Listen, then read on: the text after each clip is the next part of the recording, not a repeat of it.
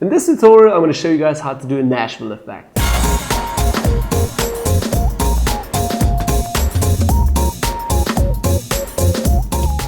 So, hi guys and welcome back to a new Photoshop tutorial. My name is Manny and you can find me on Facebook at Retutpro. In this tutorial, I'm going to teach you guys how to do the so-called Nashville effect. It's basically very simple and it's just a very simple color effect.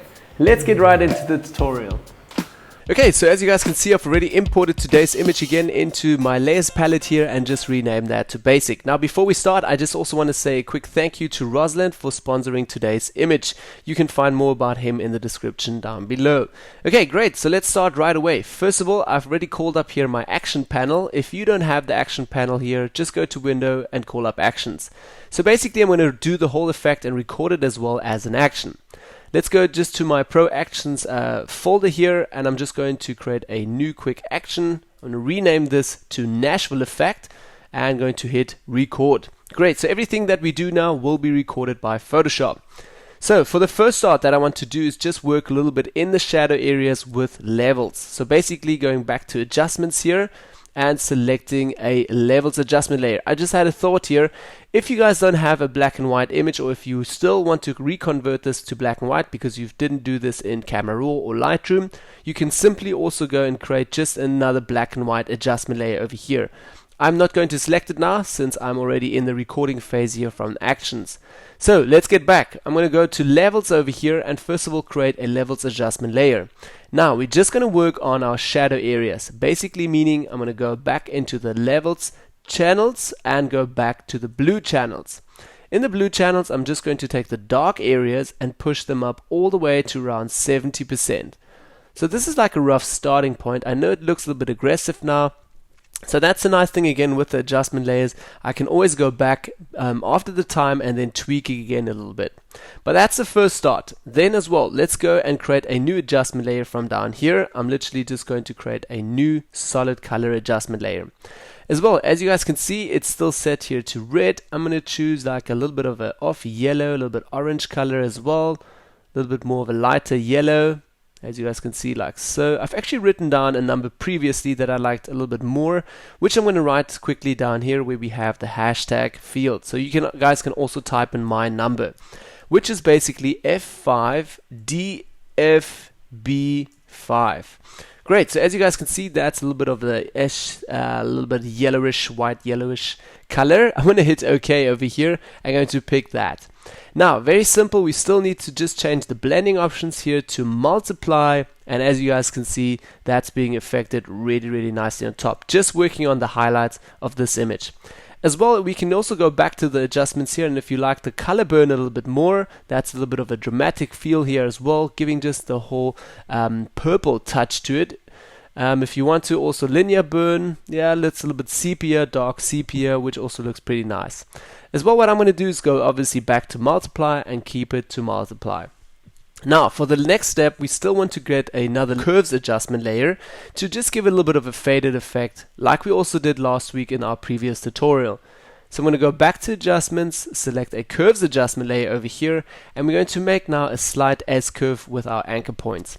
So basically, starting out again with our shadow areas, I'm going to tweak those up a little bit, and maybe going to somewhere over here. I'm just going to expand this a bit. So my output is somewhere around 36, 37 to 40%. That's pretty good.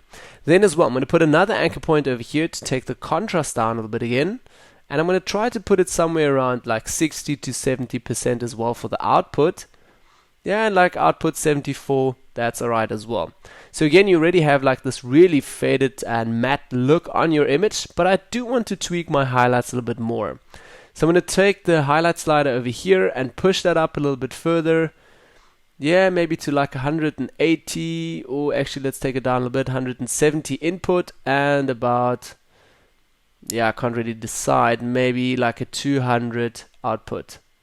It's a little bit strong still. I'm going to take it down a little bit again. This is obviously also depends on your image, so play a little bit with these highlight sliders here as well.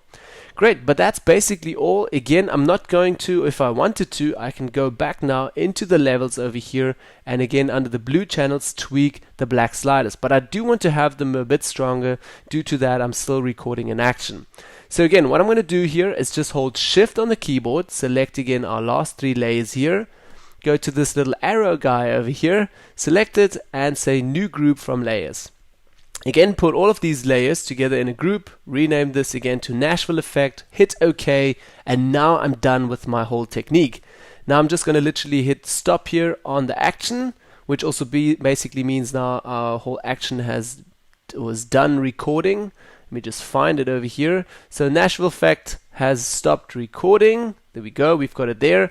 And we can now go back into our whole folder group here and just go back to our levels. What I'm going to do is go back to the blues and just tweak again my blues a little bit down, because I think the blues are a little bit too strong and aggressive here in the shadow areas.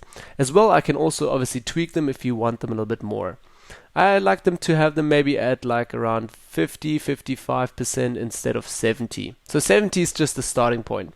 Great, so that's basically also all how to create this quick Nashville effect. Again, here's the before and after.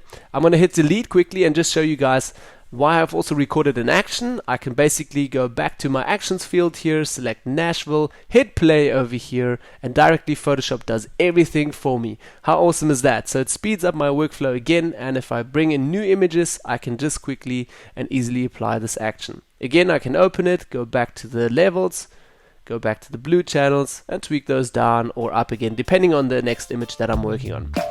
Okay, yeah, so that's basically how you create the very simple Nashville effect, color effect, I would say. Let me know in the comments down below what you think about this.